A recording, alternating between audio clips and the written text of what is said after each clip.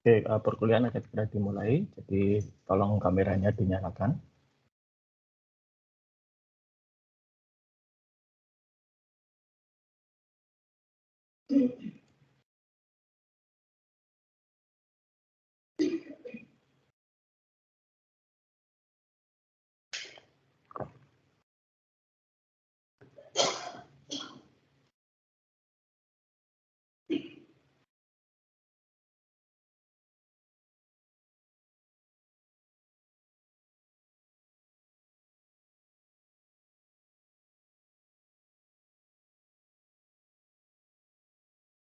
Oke, terima kasih.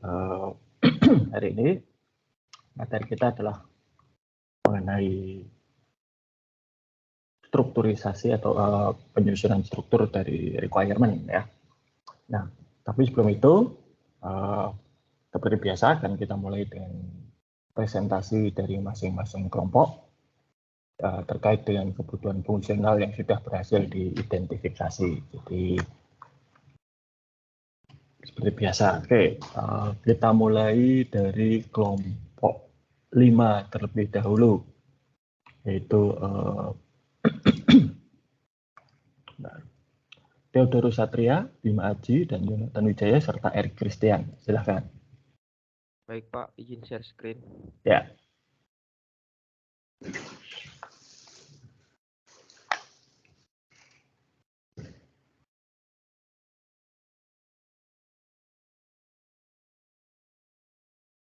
Sudah kelihatan belum Pak share screen? Sudah cukup.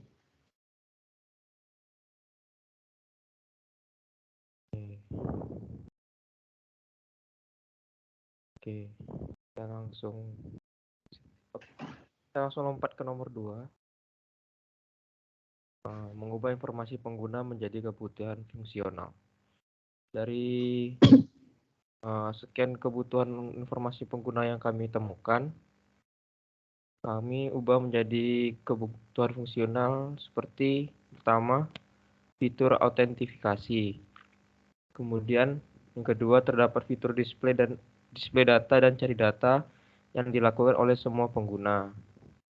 Yang ketiga, terdapat fitur pengubahan data yang dilakukan oleh divisi simpan pinjam. Yang keempat, terdapat fitur unduh yang hanya dilakukan oleh bendahara serta divisi simpan pinjam. Yang kelima, terdapat fitur display data, cari data, dan verifikasi data yang hanya digunakan oleh divisi simpan pinjam, ketua, dan bendahara. Selanjutnya akan disampaikan oleh rekan saya.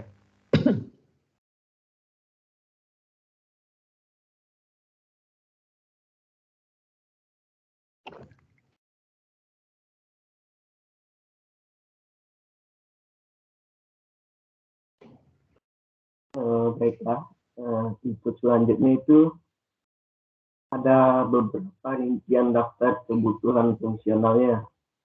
Nah, yang pertama tadi kan ada fitur autentifikasi. Jadi di dalam fitur tersebut ada login dan logout. Kemudian yang kedua itu ada terdapat fitur display data dan cari data yang dilakukan oleh semua pengguna.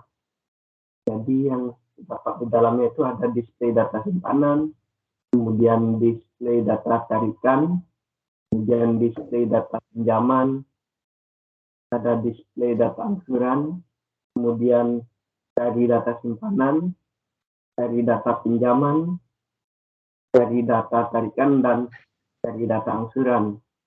Selanjutnya terdapat fitur pengubahan data yang dilakukan oleh divisi simpan pinjam. Dapat edit data anggota, kemudian edit data simpanan, edit data tarikan, dan edit data pinjaman. Kemudian yang keempat itu terdapat fitur unduh yang hanya dapat dilakukan oleh bendahara serta divisi simpan pinjam. Di dalam tersebut ada unduh data simpanan, kemudian unduh data angsuran, ada unduh data pinjaman, dan unduh data tarikan.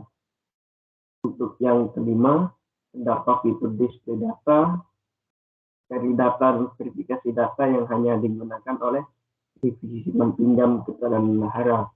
Yang di dalamnya ada display data anggota, kemudian verifikasi data tarikan, verifikasi data pinjaman, dan dari data anggota. Kemudian untuk penjelasan lebih lanjutnya, jelaskan oleh teman-teman.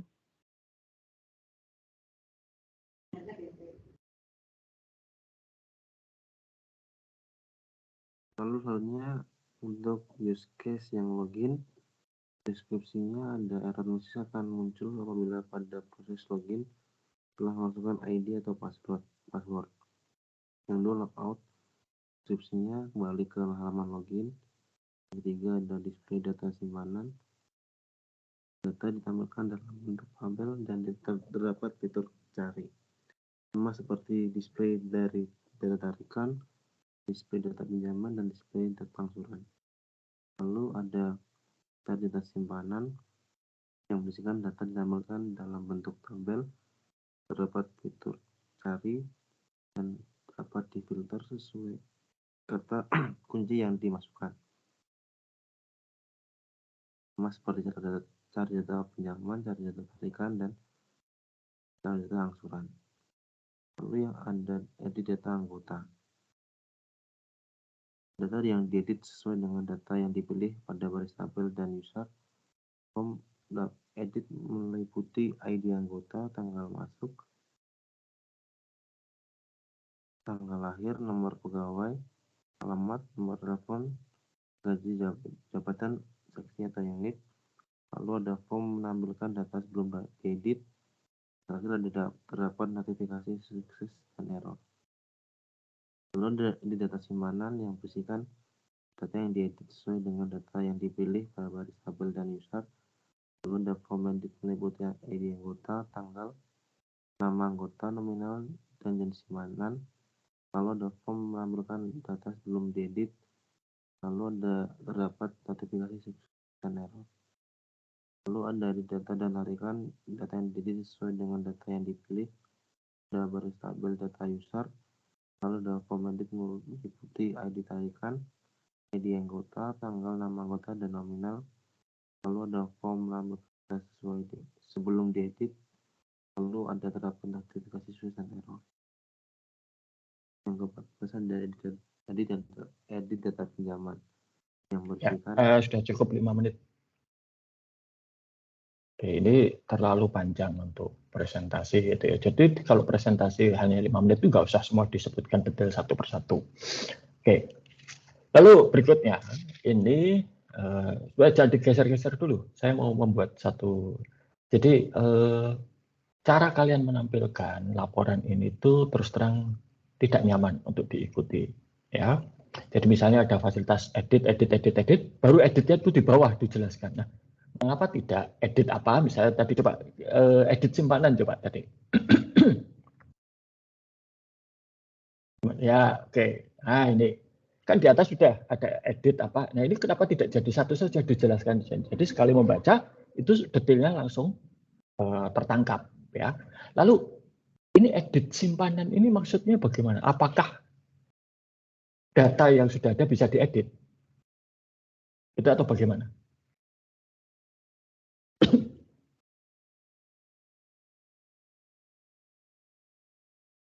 Halo? Kelompok 5.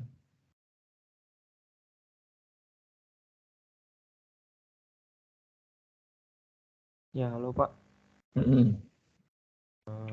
Jadi seperti hasil diskusi kami itu untuk data simpanan ini data simpanan anggota yang dapat diedit oleh. Gunanya mengedit untuk apa, Mas? Mereka itu Pak, kayak memasukin identitas sendiri itu Pak. Oh, ya itu bukan edit namanya. Kalau edit itu datanya sudah ada diubah. Nah, ini bahaya sekali seperti ini, yang seperti yang kalian deskripsikan. Kenapa?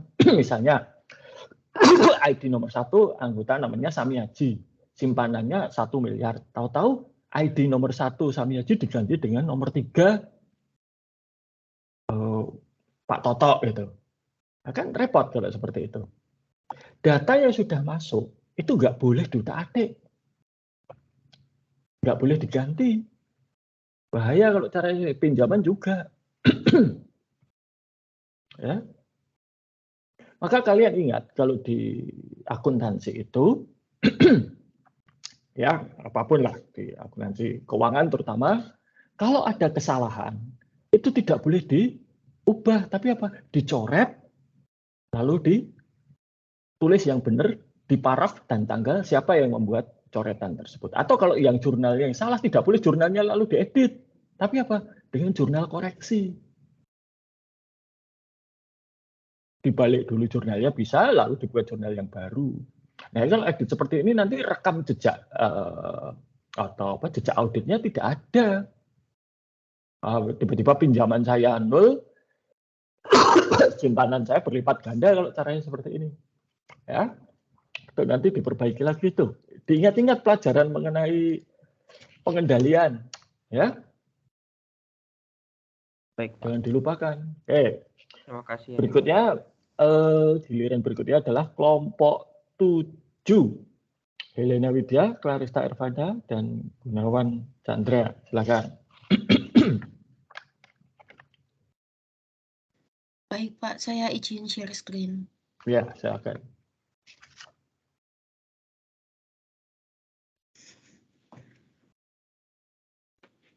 Apakah sudah terlihat ya, Pak? Sudah. Baik.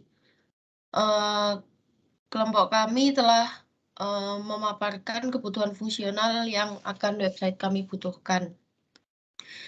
Yang pertama, kami memiliki informasi pengguna, yaitu ada owner, customer, dan admin atau pekerja. Owner itu bertugas untuk mengawasi dan memantau profit terhadap usaha otomatis. Lalu, owner juga harus memiliki akses ke web. Untuk customer memesan layanan untuk menjemput pakaian dan paket yang ingin dicuci. Sebelum melakukan order, pelanggan harus membuat akun terlebih dahulu, dan jika sudah punya akun bisa langsung login. Lalu yang ketiga ada admin atau pekerja. Admin atau pekerja bertugas untuk melakukan penjualan dan juga promosi. Selain itu, admin juga harus melakukan pelaporan hasil penjualan kepada owner. Lalu kebutuhan informasi diturunkan menjadi kebutuhan fungsional, yaitu terdapat fitur login dan juga pendaftaran, seperti nama, alamat, email, nomor HP, dan lain-lain. Lalu yang kedua, informasi tentang usaha, jasa apa yang akan kami tawarkan. Lalu yang ketiga, tentang usaha. Yang keempat, informasi harga paket laundry. Yang kelima, informasi catatan. Yang keenam, informasi tentang pengaduan pelanggan seperti kritik dan saran. Lalu kebutuhan fungsional website. Membuat menu untuk mendaftar sebagai customer atau login sebagai pengguna jasa laundry. Menu register awal ini digunakan untuk penggunaan pertama yang belum pernah mendaftar website pada laundry. Lalu yang kedua, menu login. Menu ini digunakan customer yang sudah pernah mendaftarkan akun sebelumnya, namun sempat terlog out. Dalam menu ini, user hanya perlu memasukkan email dan username yang telah terdaftar dan juga password.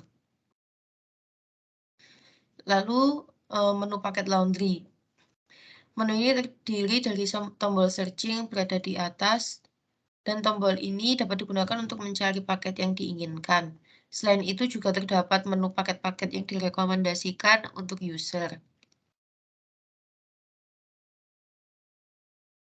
Lalu berikutnya, untuk melihat deskripsi produk dapat dilihat dengan mengklik salah satu produk yang diinginkan, maka akan tampil menu seperti berikut. Lalu jika sudah memilih produk atau paket yang diinginkan, maka akan muncul data yang harus dilengkapi oleh customer. Selanjutnya akan muncul ke bagian lokasi pengambilan pakaian yang akan di-laundry. Selanjutnya akan menuju ke halaman pembayaran, di mana customer akan memilih metode pembayaran. Pembayaran di awal dapat dilakukan dengan menggunakan e-money atau e-wallet atau COD setelah proses laundry selesai. Lalu halaman selanjutnya akan menampilkan nomor order di mana pemilik usaha dan pelaku usaha dapat melihat rekap data dari customer. Selanjutnya akan dilanjutkan oleh teman saya.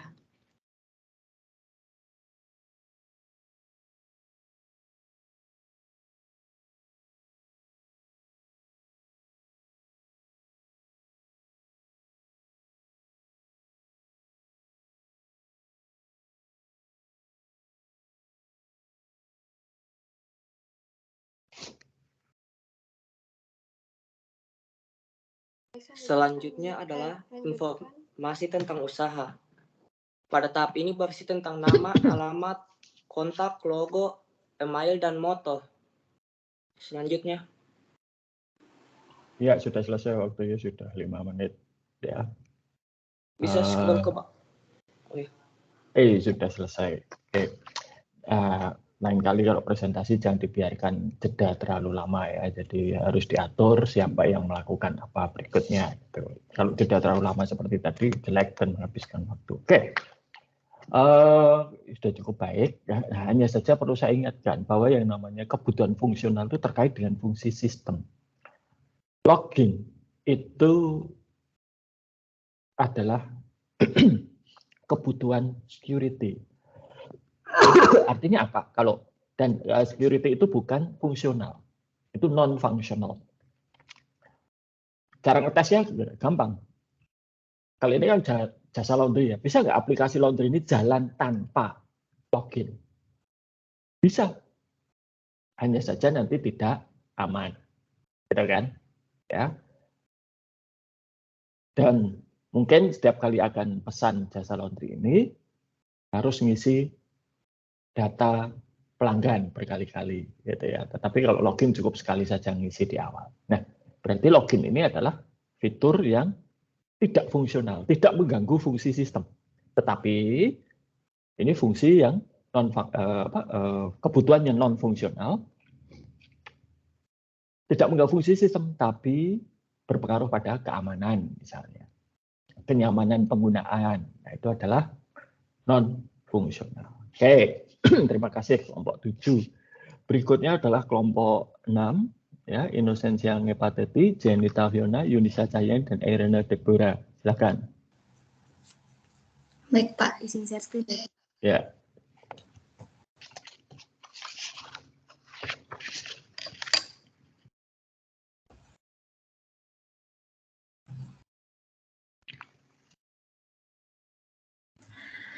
Baik Pak, selamat pagi teman-teman. Saya akan mewakili kelompok saya untuk mempresentasikan hasil kerja kelompok kami. Jadi ini merupakan desain gambaran website Just Tip kami pada tampilan awal. Kami menyediakan menu login dan new account. Jika konsumen yang sudah memiliki akun pada website kami, maka cukup mengklik login. Lalu jika konsumen baru pertama kali mengunjungi website kami, maka dapat mengklik new account. Next. Nah, pada saat mengklik new account, maka tampilan akan seperti ini, di mana konsumen akan mencantumkan nama, email, password, dan tanggal lahir mereka. Lalu, dapat menekan sign up, dan data mereka akan tersimpan dan konsumen dapat melakukan login.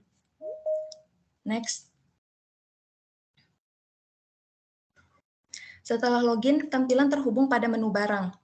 Menu ini memiliki 4 pilihan utama, yaitu pakaian, makanan, riwayat pesanan, dan tentang latar belakang website kami. Lalu pada ikon kiri bawah terhubung dengan kontak customer service, ikon kanan bawah untuk alamat atau lokasi kami, dan ikon tengah untuk balik ke tampilan utama. Next.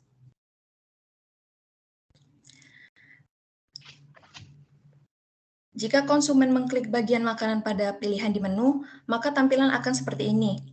Konsumen dapat memilih barang yang ingin dipesan, dan konsumen dapat memakai tombol searching untuk mencari produk yang diinginkan. Pada tampilan ini juga terdapat ikon keranjang di bagian atas kiri. Jika konsumen mengklik ikon tersebut, maka akan terhubung dengan data pesanan yang akan dibeli. Lalu pada tombol bawah jika ingin balik ke tampilan menu. Next. Ini juga sama, next. Nah, tampilan pada ikon keranjang tadi akan menampilkan daftar pesanan dan total pesanan yang akan tertulis secara otomatis. Konsumen bisa mengganti variasi pesanan dan jumlah barang dengan mengklik tombol di samping yang ada pada pesanan. Jika sudah, maka konsumen dapat men-check out barang yang dipesan. Next.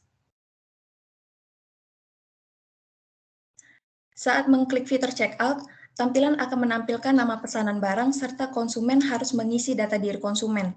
Lalu customer dapat mengklik dua ikon untuk pemilihan metode pembayaran dan pengiriman. Setelah semua selesai, maka akan tertera semua biaya total di bawah dan customer dapat mengklik pembayaran. Next. Nah, di tombol pembayaran akan keluar tampilan batas waktu pembayaran, nomor rekening perusahaan, dan total bayaran. Customer yang sudah mentransfer bayaran dapat mengirimkan bukti pembayaran pada fitur unggah bukti pembayaran. Setelah itu, konsumen dapat mengklik ikon menu pada bagian bawah untuk mencek proses pesanan pada bagian riwayat pemesanan. Next. Nah, di sini di riwayat pemesanan ini menampilkan nomor pesanan, nama customer, alamat, dan nomor telepon. Dan juga terdapat informasi pengiriman untuk memantau proses pengiriman barang. Sekian presentasi dari kelompok kami, terima kasih.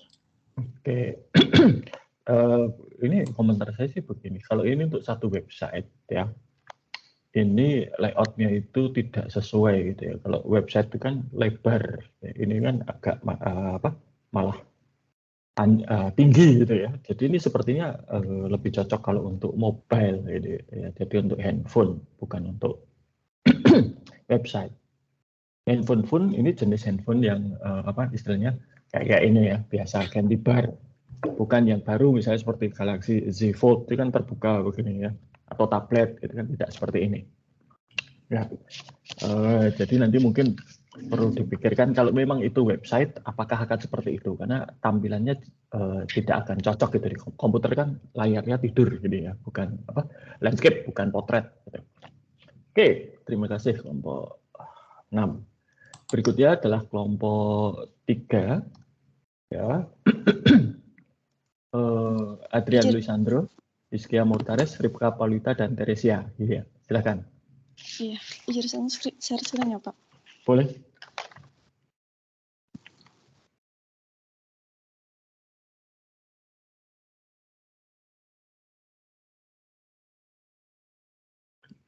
Apakah sudah terlihat ya, Pak? Belum, masih hitam layarnya. Oke.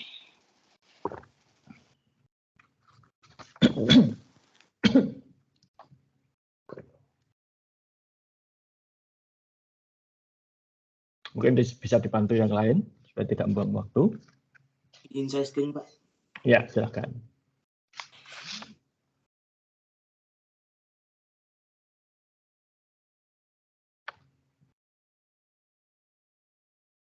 Bisa diperbesar, kecil sekali tulisannya.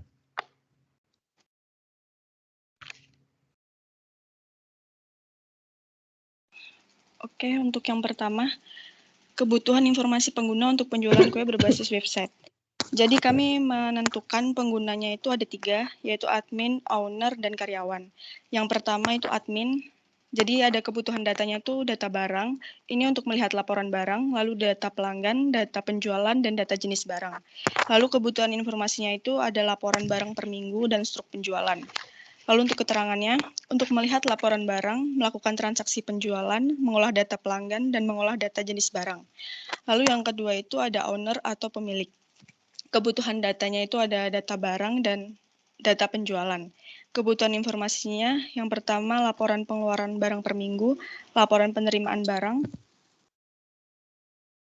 Bisa diturunin.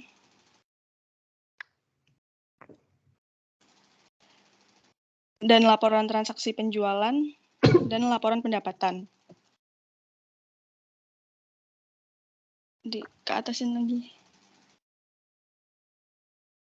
Lalu untuk keterangannya, untuk melihat laporan pengeluaran barang, melihat laporan penerimaan barang, melihat laporan transaksi penjualan, dan melihat laporan pendapatan. Lalu yang ketiga itu ada karyawan.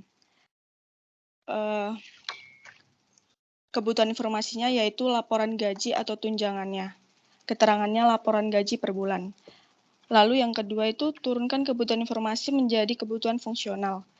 Kebutuhan pengguna yang pertama memperoleh informasi serta melakukan pencatatan dan pengelolaan data karyawan.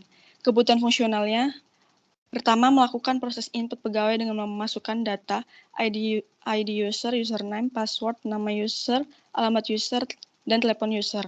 Yang kedua memperoleh data dan informasi karyawan yang telah dikelola.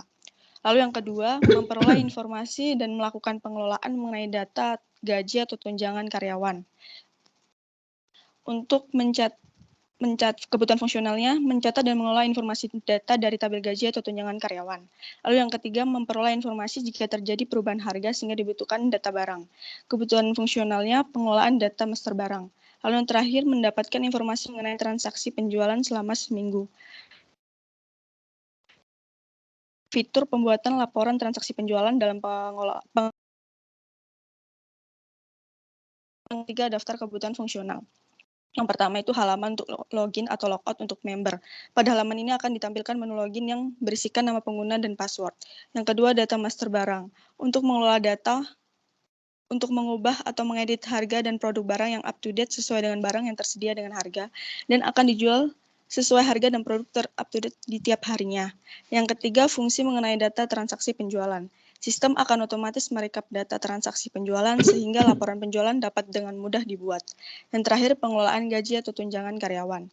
Informasi gaji atau tunjangan karyawan yang dapat diakses oleh tiap karyawan dengan menggunakan login pada karyawan.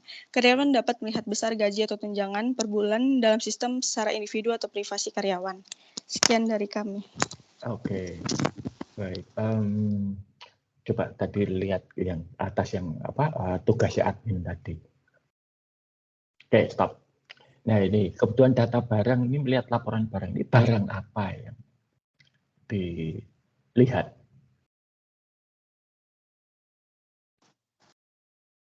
Maksudnya produk yang tersedia itu Pak, misalkan ada yang habis atau ada yang yang nah, ya gitu. ini kalian tuh kan kue itu ya? Ya Pak. Nah, kuenya itu membuat sendiri atau ada yang sudah memasok, tinggal kalian yang melakukan hiasan-hiasan? Ini rencananya buat sendiri sih Pak, kuenya itu. Kalau yang namanya barang itu berarti kalau membuat sendiri itu kan berarti nanti ada bahan baku dan barang yang sudah jadi. Itu. Iya. Nah, sekarang biasanya kalau kue-kue atau roti itu kan apalagi yang pesanan yaitu barangnya itu lebih kepada persediaan bahan bakunya. Setahu saya loh ya, saya bukan pengusaha kue, jadi seperti itu. Nah, mungkin nanti ini harus diperjelas data barang ini barang apa, ya? Apakah bahan dasar kue atau apakah itu bahan untuk menghias, itu nanti harus jelas. Oke, berikutnya mengapa kok laporan barangnya itu per minggu?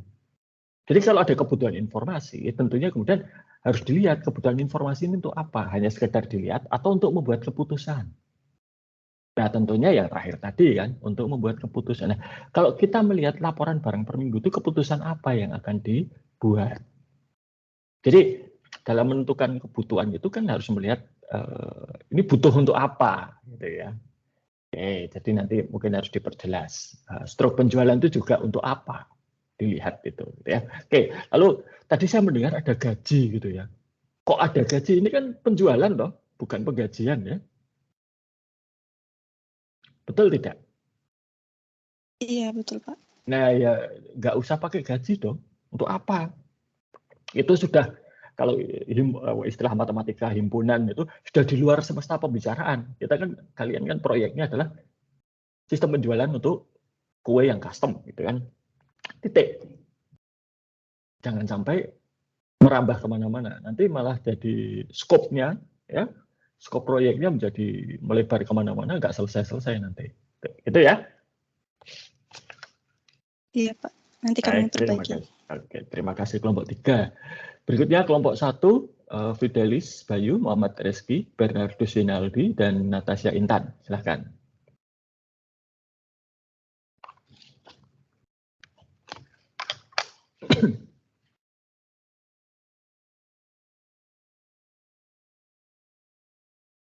Baik, sistem informasi kami yaitu jasa pengambilan sampah mewajibkan pengguna untuk membuat akun di dalam aplikasi melalui registrasi akun. Akun yang didaftarkan memiliki beberapa kebutuhan informasi. Pengguna antara lain nama, alamat, dan detail produk. Dokumen tambahan yang mungkin dibutuhkan adalah bukti identitas atau foto KTP dan verifikasi nomor telepon. Untuk detail dari kebutuhan informasi pengguna yang dibutuhkan adalah sebagai berikut. Nama pengguna, nomor identitas terdiri dari 9 digit, kemudian nomor telepon aktif, kemudian ada status pengguna terdiri dari 1 huruf, O merupakan user, A merupakan admin. Kemudian ada username, dan yang terakhir ada password. Next ke bawah. Fungsi ini memberikan keamanan security bagi akun pengguna dengan menetapkan akun yang diproteksi dengan password.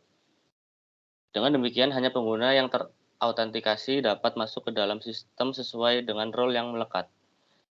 Dengan informasi pengguna yang telah didapatkan, beberapa kebutuhan fungsional yang diharapkan dapat terpenuhi meliputi sebagai berikut. Perusahaan dapat mengetahui profil pengguna atau user dan frekuensi pemesanan jasa sehingga dapat mengestimasi unit yang dibutuhkan untuk menyelesaikan pemesanan jasa. Yang kedua, perusahaan dapat melihat di daerah mana saja paling sering dibutuhkan sehingga kebutuhan biaya-biaya yang dikeluarkan dapat diminimalisir, misalnya dengan penjadwalan sehingga unit pengambilan sampah lebih efisien dalam menggunakan bahan bakar. Kemudian perusahaan dapat mengelola admin dan mengevaluasi kinerja admin. Dan yang terakhir, perusahaan dapat menetapkan upah variabel atau bonus untuk admin yang memiliki kinerja baik. Nah, sekian presentasi di kelompok kami. Terima kasih. Oke, coba tadi naik ke atas tadi. Bentar. Terus yang paling atas.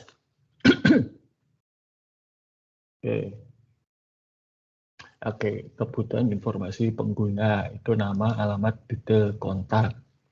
Oke. Apakah hanya cukup ini? Maksud saya begini. Ini yang kalian ambil nanti itu sampah secara umum, rumah tangga atau termasuk industri? Saya mungkin pernah tanya, tapi saya lupa jawabannya terus terang. Iya Pak, kurang di bagian jenis sampahnya apa aja yang mau diperlukan. Ya, karena pertanyaan saya itu balik tadi, ini sampah rumah tangga atau sampah industri? Rencananya bisa dua-duanya Pak. Nah, kalau sampah industri itu kan nanti ada sampah-sampah khusus ya, yang istilahnya membutuhkan penanganan tersendiri. Terutama sampah-sampah yang nanti masuk ke dalam golongan B3, bahan berbahaya, beracun dan berbahaya itu loh. Ya.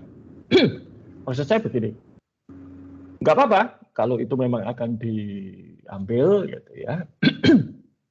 Toh itu juga satu bisnis yang menguntungkan. Nah, hanya saja tentunya kalau itu bahannya berbahaya, kalian kan butuh biaya tambahan untuk menangani bahan berbahaya karena nggak boleh sembarangan kan, ya toh? Iya. Nah, maka nanti tentunya jenis sampahnya apa itu menentukan tarif, gitu loh maksud saya. Oh iya, baik Pak. Ya, jadi nanti itu perlu ditambah. Oke, terima kasih. Kelompok 1 cukup baik ini ya. Berikutnya itu adalah kelompok 2. Ya, kelompok 2 adalah Christopher Marlow, Ananto Suganda, Nugroho Suganda, dan Edi Andri Tarigan. Silakan. Izin share chat ya Pak. Ya.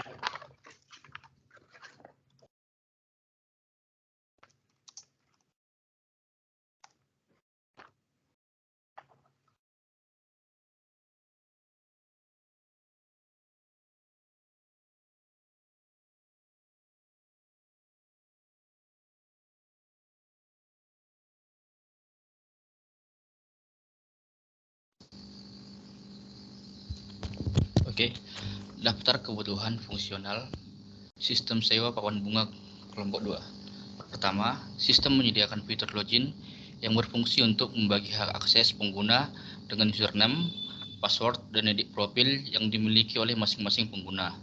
2. Sistem pada halaman depan website memperlihatkan desain-desain papan bunga yang pernah dilakukan oleh bisnis. 3. Sistem memperlihatkan review yang ditinggalkan oleh pelanggan. 4.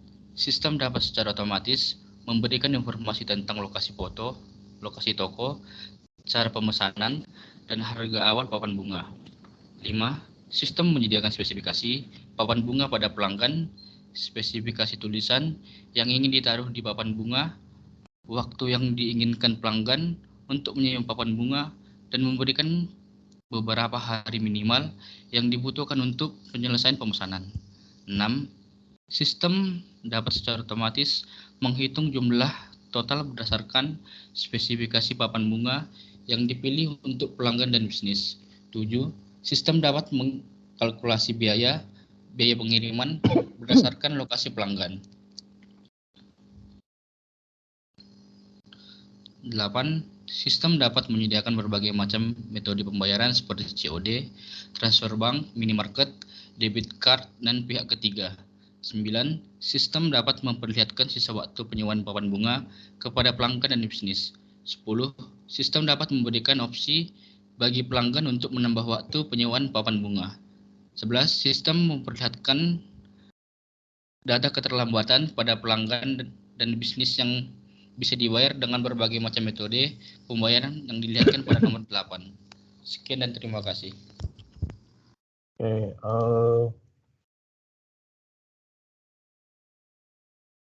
ini opsi menambah waktu penyewaan ini maksudnya gimana?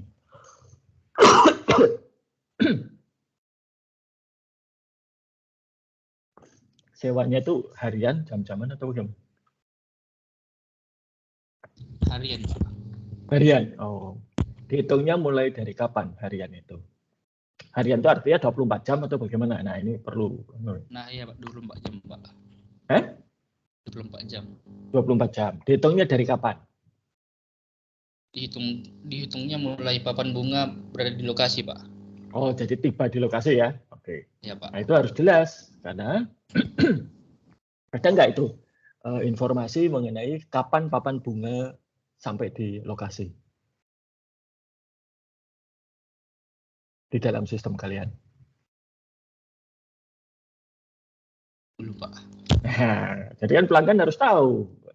Misalnya ya, tadi kan agak jauh gitu, misalnya katakanlah 2 jam itu waktu untuk ngirim, bisa saja kan seperti itu. Nah, 2 jam, kalian mulai ngirim jam 10 sampai di lokasi jam 12, kan berarti ngitungnya harus mulai dari jam 12, ya tak? Iya, Pak. Atau ya berapapun, jam berapapun dia sampai. Nah, itu harus ada informasi tersebut. Sehingga pelanggan nanti bisa memutuskan akan memperpanjang atau tidak. Ya, dan itu harus ada di dalam aplikasi. Oke, terima kasih kelompok 1. Berikutnya, kelompok kelompok 2 ya, sorry. Berikutnya itu kelompok 4 ya. 4 Federico Samuel, Samantha Madeline, Fanny Trisepta, dan Melinda Rosari. Silakan.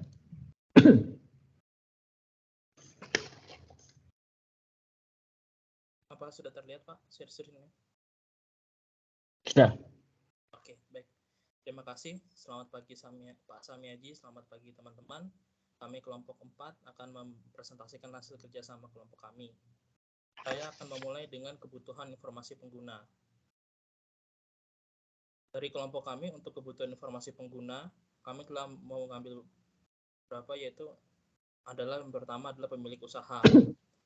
Dari si pemilik usaha ini kami melakukan pengawasan dan kontrol atas kegiatan bisnis sehingga membutuhkan akses ke dalam website usaha catering.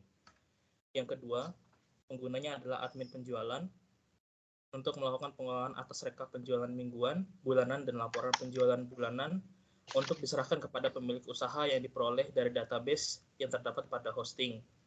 Kemudian yang ketiga adalah pelanggan. Kegiatan penjualan bisnis catering dilakukan melalui website, sehingga pelanggan perlu memiliki akses ke dalam website untuk dapat memesan catering yang diinginkan. Untuk selanjutnya, saya persilakan kepada teman-teman saya. Terima kasih. Berdasarkan user yang di atas, maka informasi klien yang kami butuhkan nama, nomor HP, dan alamat. Lalu informasi yang kedua adalah informasi saat login, yaitu email atau username dan juga kata sandi. Informasi yang ketiga adalah profil usaha, yaitu logo, alamat, kontak person, jam operasional, dan media sosial milik klien. Selanjutnya adalah informasi promosi atau penawaran khusus yang akan dimasukkan ke dalam fitur slider di halaman utama website. Selanjutnya adalah daftar menu makanan ini untuk 1 minggu atau 4 minggu tergantung paket catering masing-masing. Untuk masing-masing paket catering yang akan dimasukkan ke dalam deskripsi produk pada kategori produk. Lalu selanjutnya adalah informasi menu tambahan jika ada, misalnya paket jus detox atau jus sehat yang akan dimasukkan ke kategori produk menu tambahan. Lalu selanjutnya adalah informasi yang diperlukan pada halaman checkout, yaitu list pesanan, total harga, metode pembayaran, dan konfirmasi alamat. Nah, untuk informasi yang ada dalam halaman checkout ini nanti akan masuk ke dalam database yang terhubung dengan hosting website kami. Nantinya akan menghasilkan ID pesanan yang berbeda-beda, sehingga ketika admin penjualan itu melakukan rekapan akan lebih mempermudah admin penjualan. Untuk bagian fitur fungsional akan dijelaskan oleh rekan saya. Terima kasih. Baik, selanjutnya adalah fitur fungsional yang diperlukan. Yang pertama adalah halaman login dan sign up. Bagi pelanggan, pertama kali masuk ke situs web kami itu tidak diwajibkan untuk login. Nah, fitur login ini akan diwajibkan ketika pelanggan akan melakukan check out pesanan. Sehingga bagi pelanggan yang belum memiliki akun, maka harus login terlebih dahulu. Kemudian adalah halaman profil. Halaman profil ini akan berisi tentang histori transaksi, tracing pesanan, misalnya pesanan sedang dibuat atau pesanan akan segera diantar, dan pesanan sudah sampai. Kemudian ada profil diri pelanggan seperti alamat, nomor handphone, dan juga email. Yang ketiga adalah halaman utama, yang terdiri dari logo. Logo akan menjadi identitas atau ciri khas bagi catering kami. Kemudian ada kolom pencarian atau search yang berguna untuk mencari menu dan juga paket catering. Yang kemudian fitur alih bahasa. Ini bersifat opsional.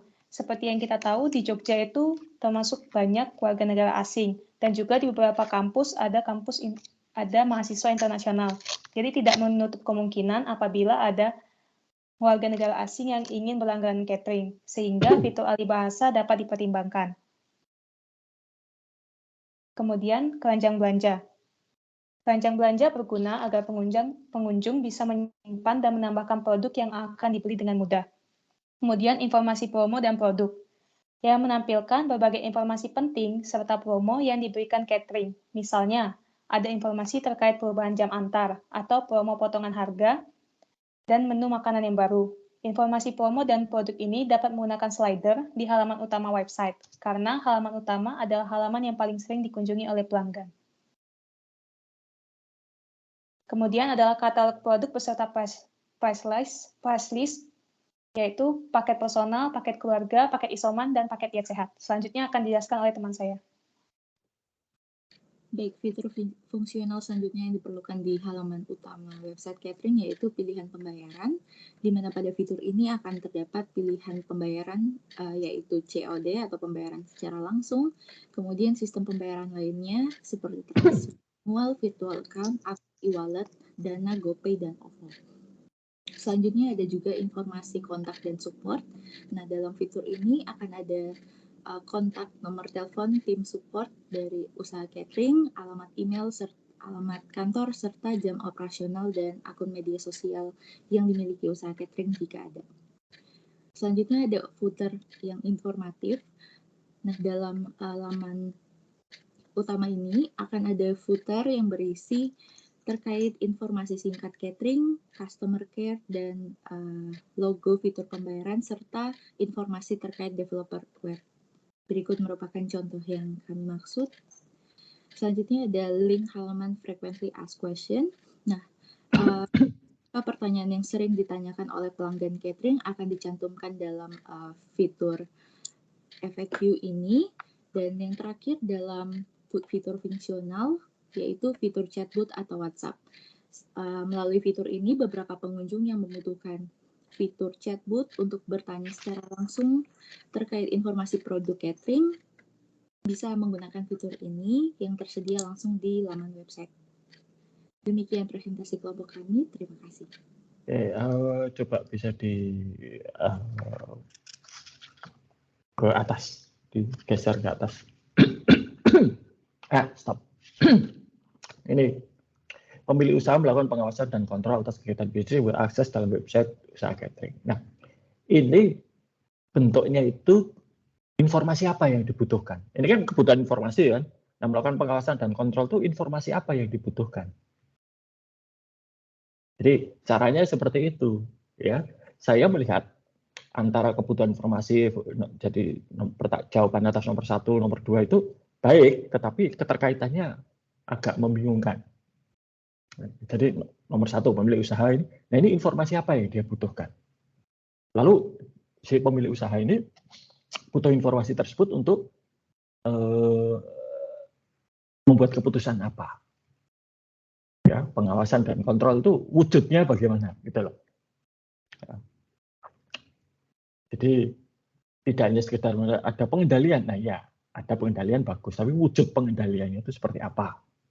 Ini nanti harus diperjelas ya, dibuat lebih terperinci, karena kalau tidak bingung nanti ya.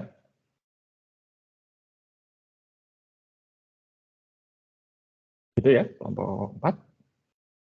Baik, Pak. Terima kasih. Oke. Yang terakhir untuk hari ini adalah kelompok 8.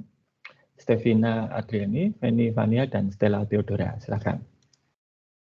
Saya izin share screen ya, Pak. Iya.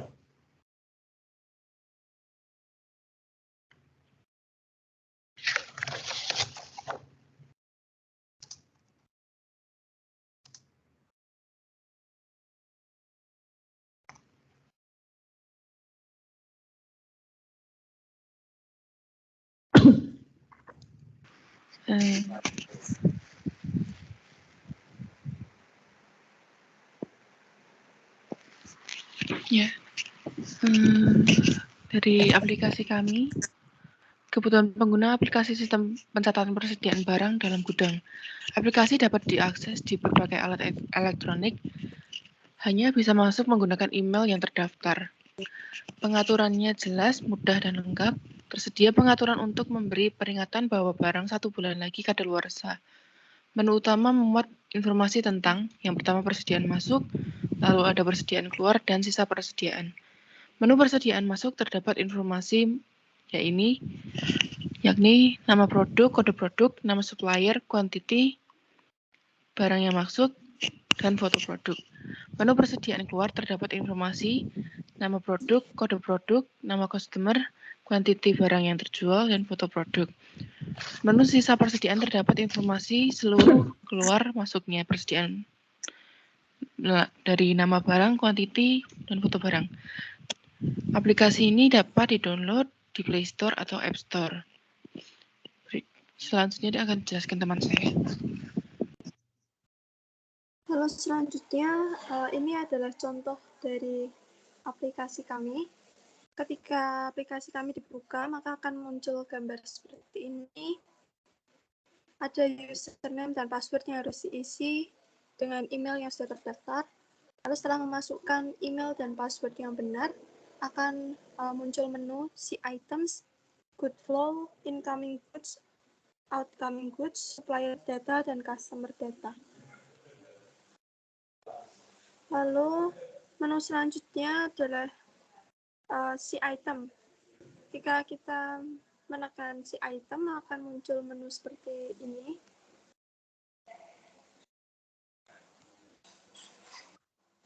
Di menu See Item ini akan menampilkan sisa persediaan yang ada di gudang kami. Lalu ada menu untuk mencari barang apa yang akan kita cari di sisi kanan. Juga ada menu untuk mengurutkan sesuai abjad dari A sampai Z. Dan saat sudah selesai melihat menu See Item untuk kembali ke menu utamanya, kita dapat menekan tombol yang di tengah bawah itu, tombol panah ke kiri. Oke, sebentar. Ini yang kita bicarakan kan kebutuhan, bukan cara pakai, gitu ya. Jadi kalau cara pakai itu nanti akan ada babnya sendiri, gitu ya. Tapi ini kebutuhannya. Sudah langsung ke apakah masih ada yang lain atau tidak tentang kebutuhan? Untuk memasukkan untuk kebutuhan memasukkan input barang, ada menu ini, Pak. Saya kan tidak mengatakan jangan bicara menu, kita bicara sekarang kebutuhan informasinya apa, gitu loh. Saya tidak bicara menu itu nanti. Ini untuk menunjukkan incoming good dan outcoming good-nya. Nah ya, itu kebutuhannya apa? Itu kebutuhannya apa gitu loh. Kebutuhan informasinya itu apa? Saya tidak tanya menu. Menu itu belakangan.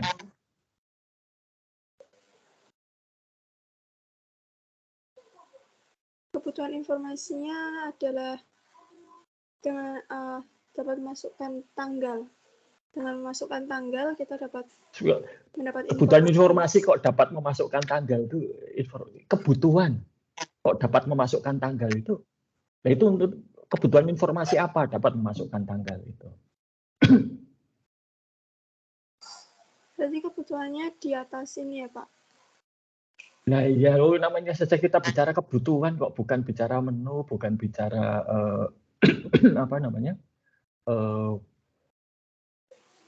tampilan ya.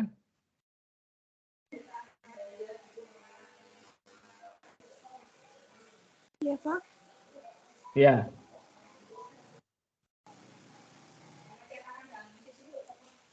Sekian presentasi dari kelompok kami. Terima kasih Pak. Nih, ini Pak ada kalian buat klaim yang lucu-lucu. Pengaturannya jelas, mudah dan lengkap. Nah, kriterianya apa? Jelas, malah nggak jelas gitu kok ya. Persediaan masuk. Yang masuk itu maksudnya bagaimana? Persediaan keluar, sisa persediaan. Nah, caranya dapat itu tuh dari mana? Persediaan masuk, persediaan keluar, dan sisa persediaan ini. Ya. Masuk itu kriterianya apa? Keluar itu kriterianya. Harusnya itu yang dibahas. Bukan malah tampilan. Tampilan itu nanti ada bahannya tersendiri. Ya, ingat. Saya kan sudah bicara minggu lalu. Kalau sebagai sistem analis itu, kita bicara kebutuhan, jangan terlalu bicara, oh nanti bentuknya seperti ini. Tidak. Kita tampung dulu. Kebutuhannya apa. Ya. Nah, cara nanti memenuhi kebutuhan itu lain lagi. Ya, itu nanti untuk waktunya desainer. Ya, tapi kalau sekarang kan baru menganalisis. Harus cari tahu kebutuhannya apa. Itu ya, kelompok 8.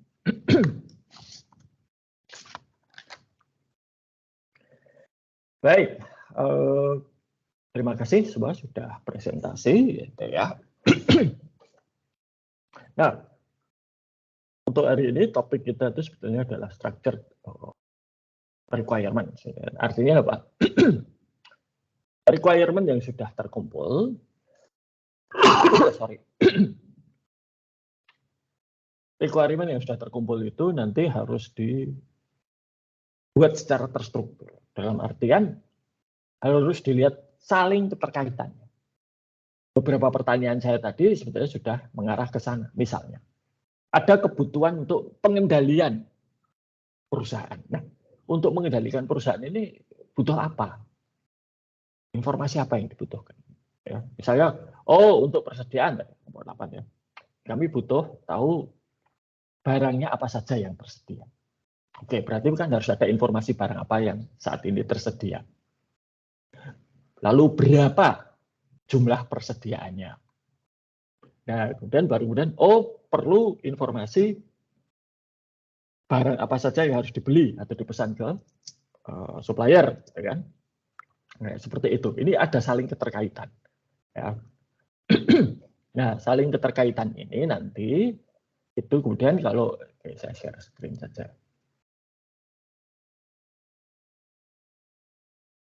Oke. Jadi sudah kelihatan ini? Sudah Pak.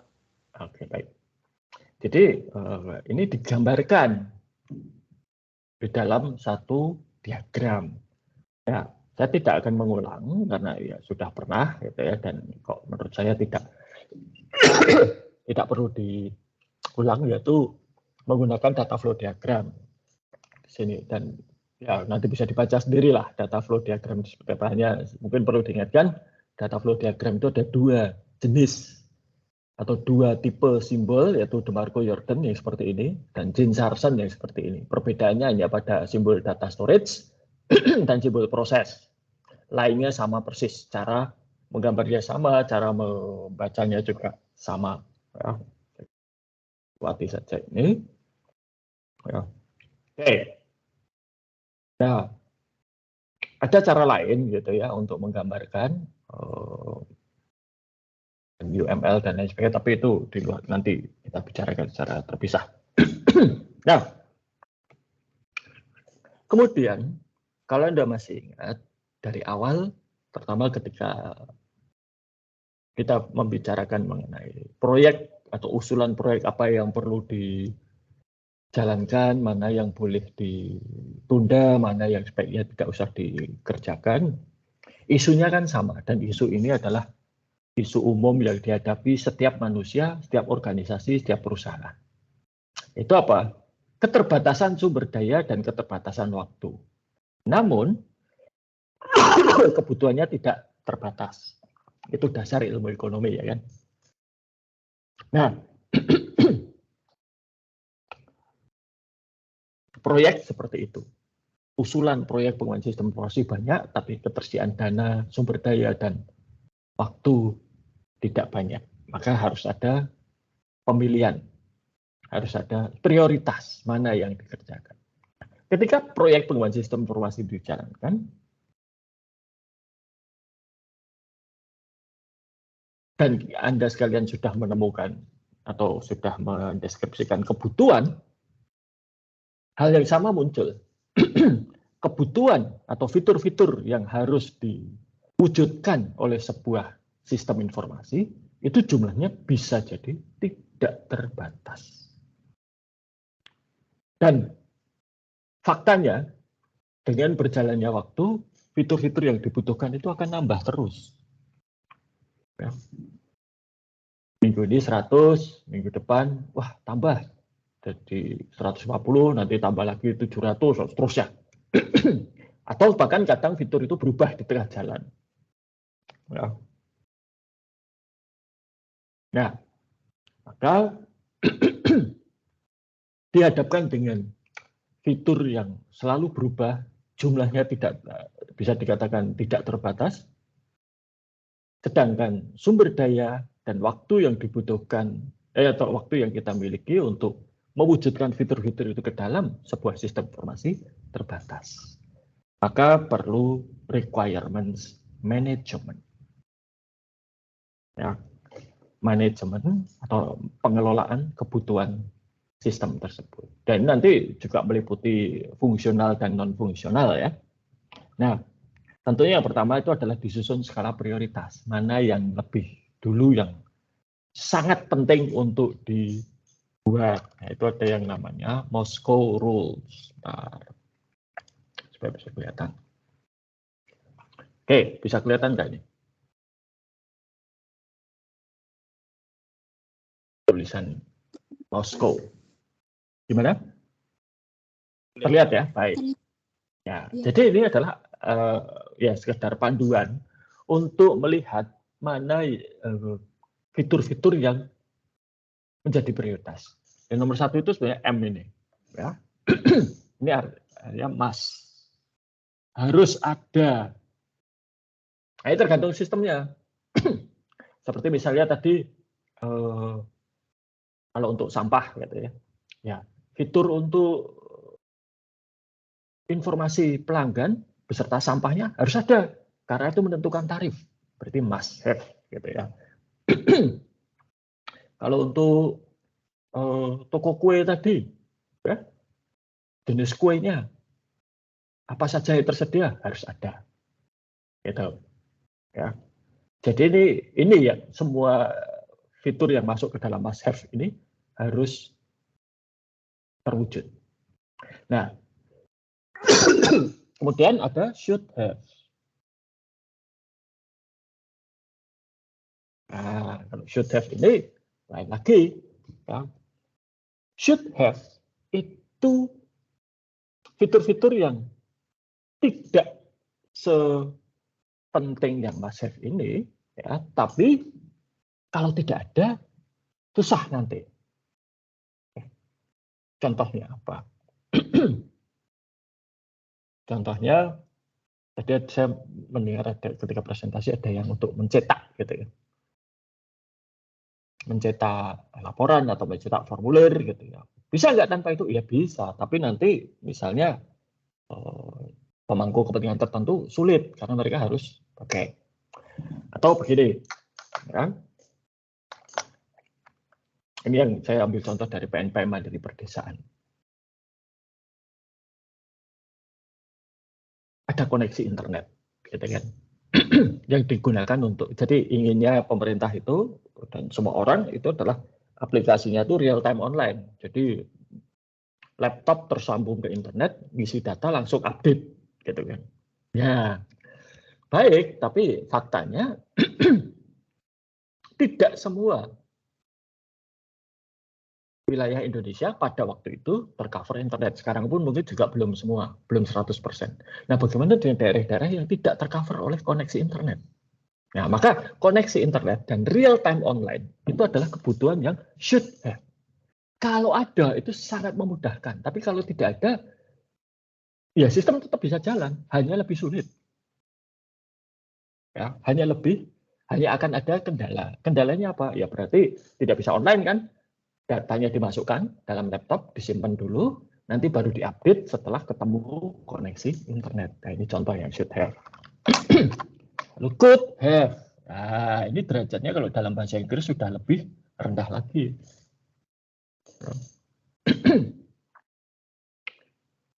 Ini hanya kalau ada sisa waktu, sumber daya dan dana boleh diwujudkan. Pada waktu itu apa? Tahun 2013, 2014 itu adalah mulai maraknya ya, smartphone. Setelah BlackBerry, ya muncul kemudian Android dan iOS yang mulai merajai. Maka kemudian muncul ide, wah aplikasinya harus bisa diakses melalui Android atau iOS, gitu ya, mobile. Sorry. Wah bagus. Tapi ada waktu enggak? Ada dana enggak? Karena untuk bisa mengembangkan dua aplikasi itu, ya butuh sumber daya tambahan, gitu kan? Ya, ekstra lah. Gitu. Ini setelah dipertimbangkan, karena pengguna Android lebih banyak daripada pengguna iOS, diputuskan, ya sudah Android saja, iOS enggak usah. Gitu ya. Tapi tanpa Android dan iOS pun ya tetap jalan dan bisa dipakai, pakai laptop kok. Gitu ya. Nih, jadi good. Nah, ini yang terakhir itu want to have atau ya want to have, pengen. Ya. Tapi jenis yang want to have ini sebaiknya tidak usah. Ya, ini untuk nanti saja atau bahkan tidak dikembangkan sama sekali. Karena sifatnya bukan yang esensial, bukan yang must have, bukan should, bahkan bukan yang could have. Gitu ya. Oke. Itu sebentar, masih ada lagi.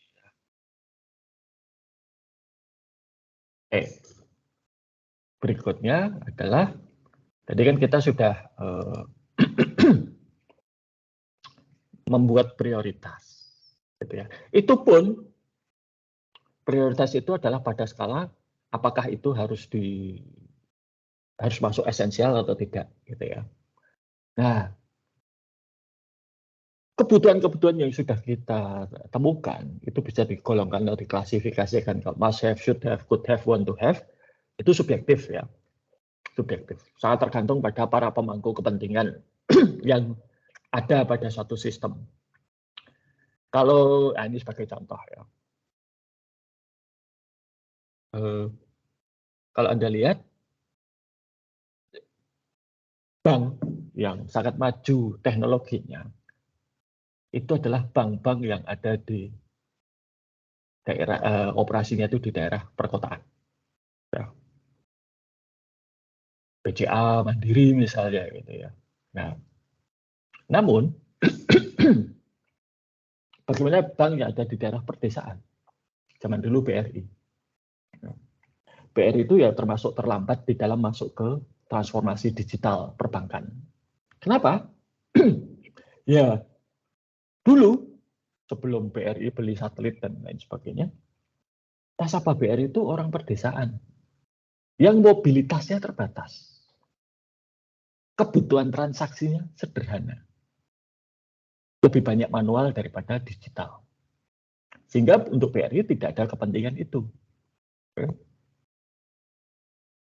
almarhum ayah saya itu pegawai BRI dan beliau itu berangkat karirnya dari unit desa. Ya, sehingga beliau berpendapat bahwa BRI itu nggak perlu banyak ATM misalnya, tidak perlu internet banking misalnya, tidak perlu mobile banking. Kenapa? Nasabah yang dihadapi dia itu adalah petani-petani ya yang seperti dirinya, seperti almarhum ayah saya dulu. Ya.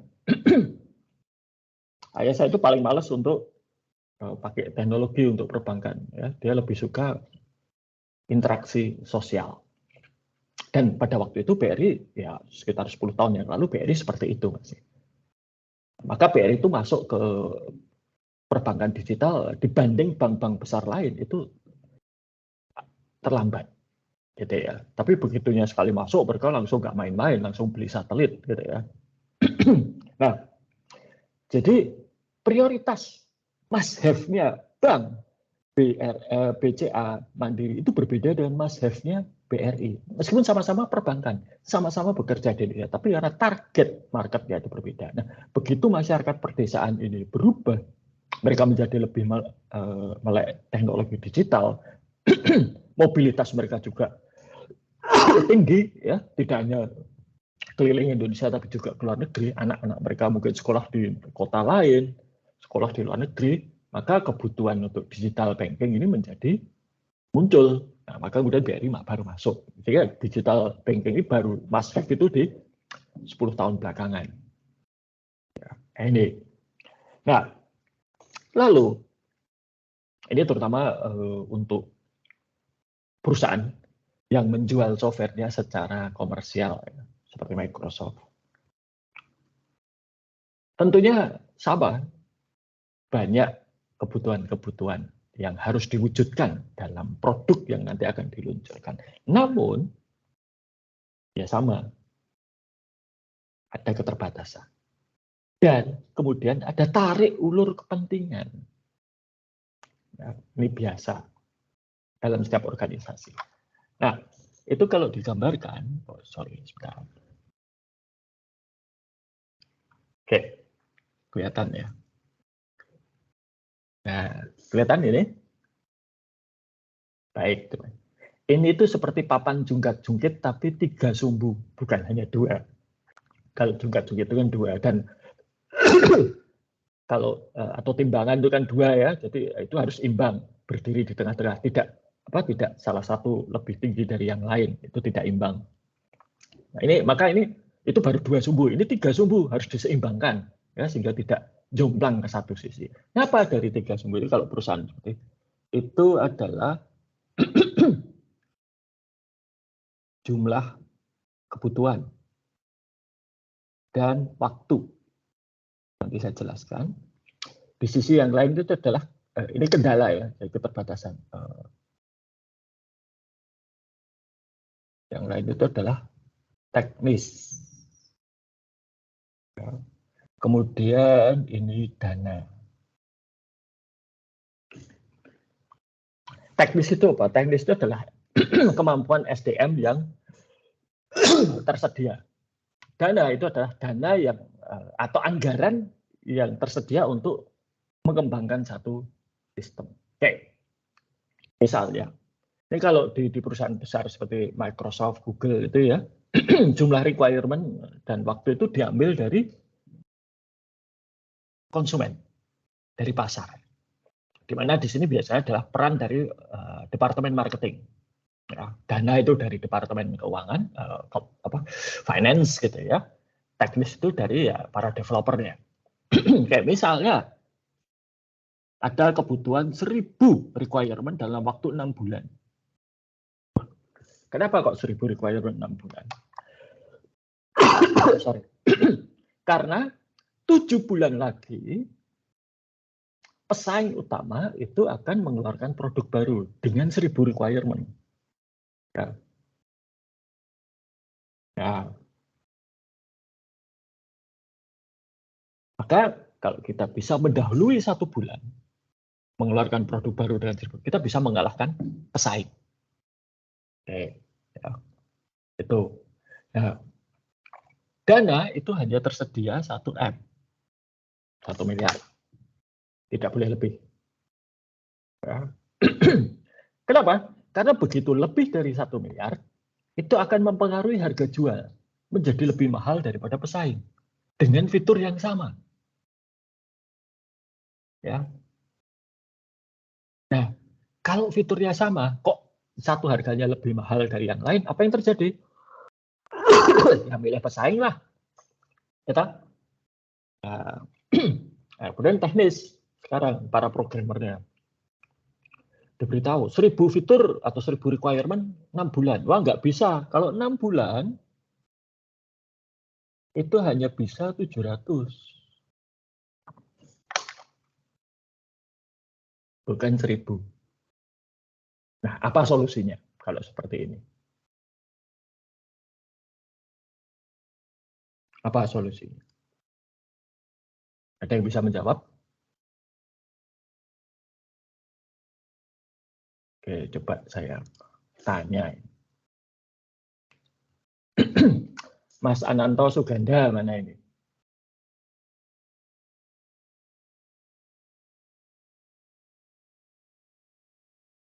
Mas Ananto Suganda?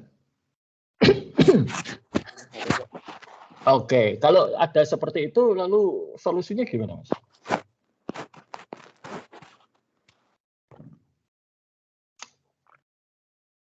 Marketing bikinnya 1000 requirement, 6 bulan.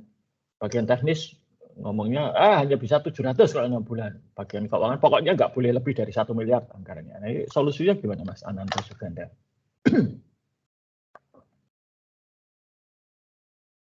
Halo?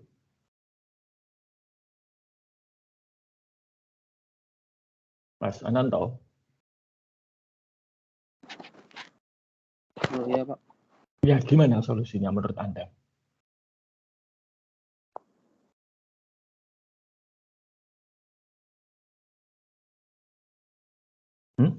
Kok diam saja? Mas, kalau ada orang tua bertanya, itu dijawab. Jangan diam saja. Ya sebentar, Pak. Sebentar ngapain? Jawab aja, solusinya gimana? Tadi saya kurang dengar, Pak. Soalnya gimana? Nah, kenapa kok kurang dengar? Habis dari kamar mandi bentar, Pak, tadi. Oke, nah itu kalau seperti itu gimana solusinya? Udah.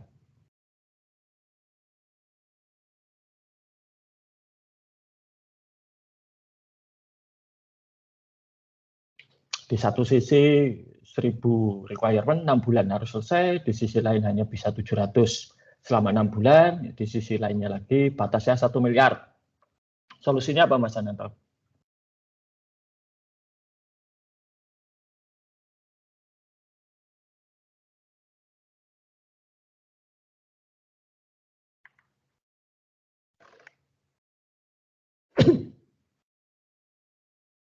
Tidak bisa menjawab. Oke, makanya memperhatikan ya. Oke, coba Mas Nugroho Suganda. Apa ya tadi ke kamar mandi bareng ini? Mas Nugroho Suganda. Iya, Pak, ada. Oke, gimana solusinya? Tadi ke kamar mandi juga?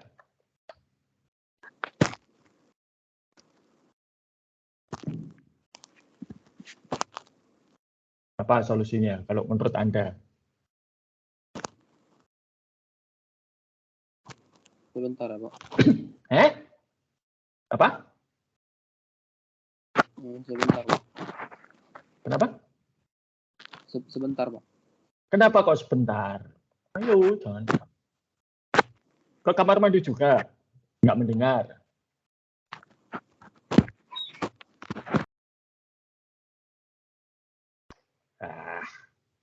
Makanya itu kalau ada kuliah diperhatikan. Jangan tidur. Ayo buka kamera semua. Ada yang buka kamera ini. Kalian tahu kan aturannya harus buka kamera.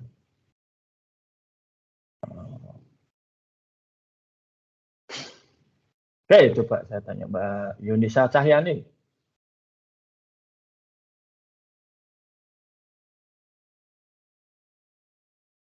Apa solusinya Mbak Yunisa Cahyani? Mana ini Mbak Yunisa Cahyani?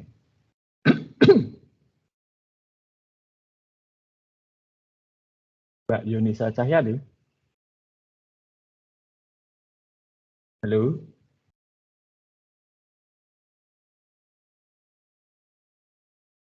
Mbak Yunisa Cahyani?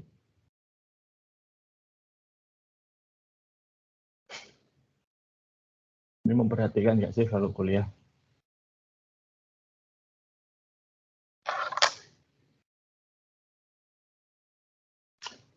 Kalau kalian tidak akan memperhatikan kuliah saya, ya nggak apa-apa.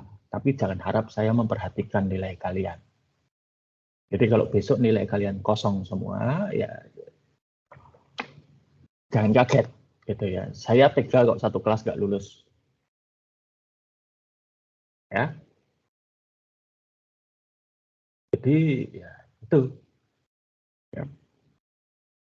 Kalau Anda tidak memperhatikan saya juga tidak akan memperhatikan kalian. Dah, terserah kalian mau apa. Saya sudah tidak niat lagi kalau seperti ini. Ya, terserah mau apa. Selamat